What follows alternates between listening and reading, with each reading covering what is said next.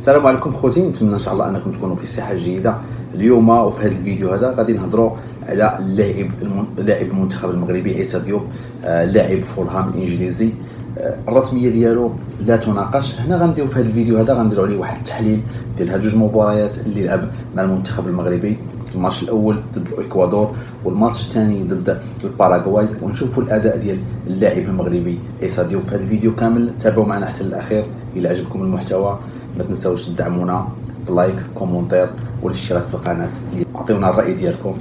قصيره التمريره بلال كفر الخطا الامامكم على الصوره. لاعب فارق السابق الفرق ولا في التمريرات العرضيه او في العمق، وكان المغربي البحث على هدف. اذا ما سجلنا هدف جديد 10 اللاعبين السنه خلت هدف لساف، هدف اسطورات. هناك الميرون ميغيل مشى ثاني بطبيعه الحال كثير منا متالق تلاعب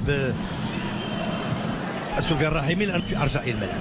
كره مغربيه عامل سفيان ديوب من جديد، كره المسافه 20-30 متر كيلعب في كره مغربيه تصل لقرب منه. ديوب ربما للجسيم مع الكره الايمن حيث يتواجد في الكره الايمن.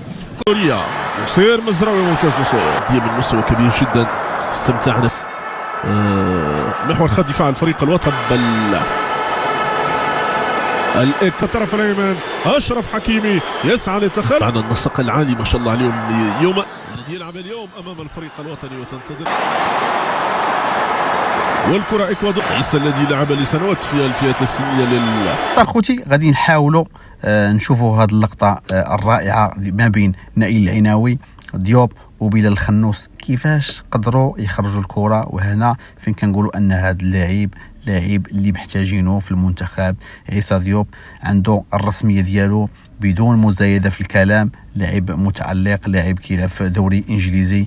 ماشي من السهل انك تلعب في الدوري الانجليزي. وهنا اللقطه كما كتشوفوا اللي كيخرج بالكره بواحد الطريقه سلسه اللي خداها الخنوس. وهنا في هذه اللقطه هذه عيسى ديوب شي في الدوزيام بوطو لو حكيمي عطاه هذا الاسيست هذه كان غادي يسجل هدف المنتخب المغربي، لكن حكيمي كان عنده راي اخر. كما كتشوفوا هنا اللقطه اللي واضحه، وحاولنا اننا نسهلوا عليكم الامور باش تشوفوا اللاعب عيسى ديوب والتمركز ديالو اللي دائما رائع. كما كتشوفوا في هذه اللقطه هذه التمركز ديالو في المستوى، لاعب اللي كيبحث على الفرص او نصف الفرص وكيبحث على الاماكن الفارغه. وهنا حكيمي يسجل هدف من نصف فرصه وكيعرف يتمركز وكيعرف يتبلاصه. كما كنقولوا هنا كما كتشوفوا حتى الرجوع ديالو تبارك الله عليه، عنده واحد القتاليه واحد الروح القتاليه وقراءه للملعب. والقراءه فين كتنزل الكره كما كتشوفوا في هذه اللقطه هذه قراءه كان عنده دائما القراءه جيده، ولاعب بمستوى عالي صراحه. وهنا حتى في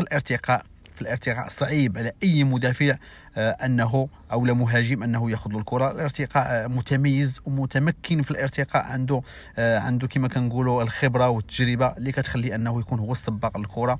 لاعب غنحتاجوه بزاف في المنتخب المغربي. هنا كما كتشوفوا لقطات دائما الكرات العاليه، عيسى ديوب هو السباق الاول لجميع الكرات العاليه. لاعب يجيد الضربات الراسيه، وكما كتشوفوا القراءه الجيده عند اللاعب عيسى ديوب. وهنا في الهدف اللي جا دائما عيسى ديوب كان وراء هذه اللقطه هذه. كما كتشوفوا هنا من زاويه اخرى عيسى ديوب التمركز ديالو هنا غيخلي النائل العناوي الفرصه انه يرتقي ويسجل هدف. لاعب عنده خبره عاليه. وهنا اجمل لقطه يعني الخروج بالكره في هذه اللقطه امام الاكوادور كانت رائعه صراحه.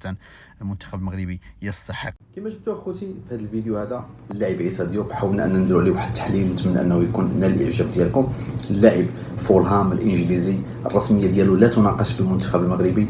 حنا محتاجين المنتخب المغربي محتاج اللاعب بهذه المواصفات اللي عند اللاعب عيسى ديوب، متميز ولاعب مهارات عاليه، عنده الحس الدفاعي والحس الهجومي، لاعب غادي يخدم المصلحه ديال المنتخب المغربي.